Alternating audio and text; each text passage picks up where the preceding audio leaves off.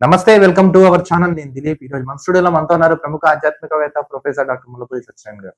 Recent గా తమిళ రాష్ట్ర రాజకీయాలతో పాటు యావత్ భారతదేశం మొత్తం ప్రధానంగా చర్చించుకుంటున్న టాపిక్ ఏంటంటే, ఎవరైతే ఇళయ తలపతి విజయ్ ఎవరైతే ఉన్నారో అతను టీవీకే పార్టీ పెట్టారో. సో త్వరలో తమిళనాడులో ఎన్నికలు కూడా రాబోతున్నాయి. సరే, ఇక్కడతో బాగానే ఉంది. కానీ తాజాగా వాళ్ళ భార్య ఎవరైతే ఉన్నారో ఆవిడ విడాకులు కోరుతూ ఆవిడ ఈ నోటీస్ అయితే జారీ చేశారు. ఒక ప్రముఖ పేరుగాంచిన ఒక హీరోయిన్ తో ఈయనకి ఏదో విజయ్కి ఎఫ్ఐఆర్ ఉందని వార్త అయితే బయటకు వచ్చింది. అసలు ఏం జరిగింది, ఏంటి, ఇది ఏమైనా డైవర్షన్ పాలిటిక్స్ లో భాగంగా ఏమైనా బయటకు వచ్చిందా, ఎవరైనా చేయిస్తారా, ఎప్పుడు లేని వివాదం, ఈ నినాదం ఎందుకు వచ్చిందంటారు, ఏంటి, ఏమైందంటారు?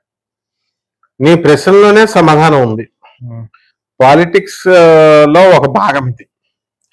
ఇంతకు ముందు అతను జనాకర్షణ లేదు, అందువలన వదిలేశారు.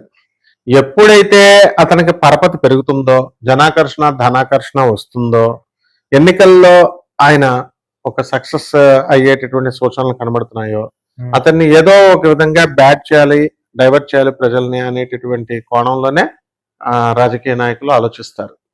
అంతకుముందు మన రాష్ట్రంలో కూడా పవన్ కళ్యాణ్ గారిని అదే విధంగా జగన్ ప్రభుత్వం అనేక రకాల టార్గెట్ చేసి పాపం ఆయన్ని నిర్వీర్యం చేయడానికి చూస్తుంది, అవమానించాలని చూస్తుంది.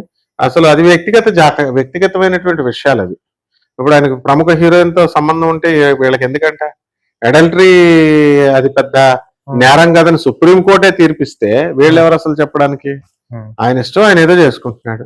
అయితే ఓకే, సంగీత అని ఆయన భార్య విడాకులు ఇచ్చారు అని అంటే అది వాళ్ళ వ్యక్తిగత ఇది. అంటే ఇన్నాళ్ళింది సడన్ గా ఎందుకు? అదే అంటున్నా, అదే ఇన్ఫ్లుయెన్స్ ఉంటుంది డెఫినెట్ గా. ఏలినట్స్ జరుగుతుంది ఇప్పుడు సంగీత పేరు మీద. మన కుంభరాశికి జూన్ 2, 2026 సంవత్సరం దాటిన తర్వాత మొత్తం యోగ భ్రష్టం అయిపోతున్నారు. ఎందువల్లంటే గురుడు 5వ ఇంట్లో నుంచి 6వ ఇంట్లోకి వెళ్ళిపోతాడు. మంచి యోగాలు పోతాయి, చెడ్డ ఆలోచనలు, చెడ్డ వాళ్ళ కబ్జాల్లోకి వెళ్ళిపోవడం, చెడ్డ వాళ్ళ మాటలు వినడం, ఇలాంటివి జరుగుతాయి. ఇప్పుడు మన విజయ్ ఇప్పుడు తమిళలో రాష్ట్రంలో కాబోయే సీఎం. ఇలా విడాకులు తీసుకున్న తర్వాతే రేణుదేశాయ్ గారు విడాకులు తీసుకున్న తర్వాత పవన్ కళ్యాణ్ గారు సీఎం అయ్యారు, డిప్యూటీ సీఎం అయ్యాడు. ఆ విధంగా ఈ ఒక శుభసూచకం ఇది. ఎప్పుడైతే సంగీత గారు ఎప్పుడైతే విడాకులు ఇచ్చేయడానికి పిటిషన్ వేశారో, డెఫినెట్ గా ఇప్పుడు మనకి విజయ్ సీఎం కాబోతున్నాడు అని ఇండైరెక్ట్ ప్రూఫ్ మ్యాథమెటిక్స్ లో మనం చెప్పొచ్చు. ఏ స్టాలిన్ ఆపలేడు. ఇప్పుడు మనం జాగ్రత్తగా చూసుకుంటే మన అన్నా డిఎంకేలో జయలలితకి అత్యంత విధేయుడిగా ఉన్నటువంటి యొక్క పన్నీర్ సెల్వం అతను వెళ్ళిపోయి డిఎంకే పార్టీలో చేరిపోయాడు. అలాగే పళనిస్వామి డిక్టేటర్ గా చేస్తున్నాడు అని చెప్పేసి అతను తట్టుకోలేక మేము ఇందులోకి వచ్చేసామని చెప్తున్నాడు. అన్ని తమిళనాడు పల్స్ నేను చిన్నప్పటి నుంచి చూస్తున్నాను. ఎందుకంటే నేను కూడా ఐఐటి మద్రాస్ లో వెల్చర్ లో పెరిగాను. ఐఐటి మద్రాస్ అడయార్కి వెళ్ళేవాళ్ళం. అన్నా డిఎంకేలో జయలలిత గారితో తిరిగాం. మేమంతా స్టూడెంట్స్ గా ఉన్నప్పుడు మాకు చీఫ్ గెస్ట్ గా వచ్చేది. మమ్మల్ని వాళ్ళ ఇంటికి కూడా బోర్డు సార్లు మా స్టూడెంట్స్ తీసుకెళ్లేది, బుక్స్ ఇచ్చేది మాకు. తమిళనాడు ఇది సాంప్రదాయం ఏంటంటే, వాడు ఎంత బాగా చేసినా, ఎంత పెద్ద సీఎం అయినా ఒకసారి ఛాన్స్ ఇస్తారు. 5 సంవత్సరాల తర్వాత మార్చి అవతల పడేస్తారు అంతే. ఇప్పుడు జయలలిత పెద్ద జయలలితనే తీసి పడేశారు, పెద్ద కరుణానిధినే తీసేశారు.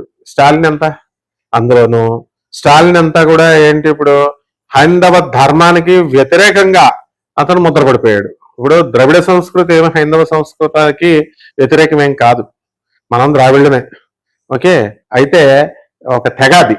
వెలనాట్లు, ద్రావిడులు, తెలంగాణలు, వైదికుల్లో ఒక తెగ.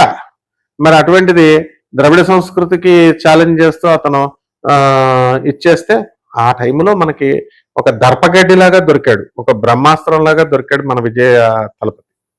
ఎప్పుడో 30 సంవత్సరాల క్రితం తీసినటువంటి ఆ టైటిల్ తలపతిని ఇప్పుడు ప్రజలు ఇంకా అలా గుర్తుపెట్టుకొని మనకి వెళ్తున్నారు.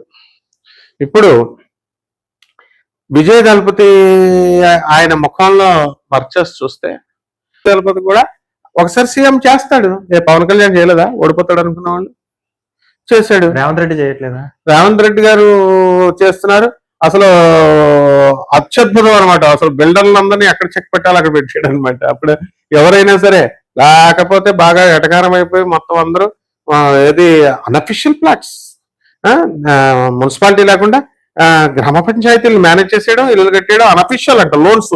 ఈ బుద్ధి లేని బ్యాంక్ లో అనఫిషియల్ లోన్ లో కొన్న వాళ్ళకు కూడా ఇచ్చేది. ఎంఆర్ఓ ఆఫీస్ తాకట్టు పెట్టి లోన్ తీసుకొచ్చి కట్టారంట. కరెక్ట్ మొగుడు రేవంత్ రెడ్డి గారు. అందుకని చెక్ చెక్ అన్నాడు అంతే.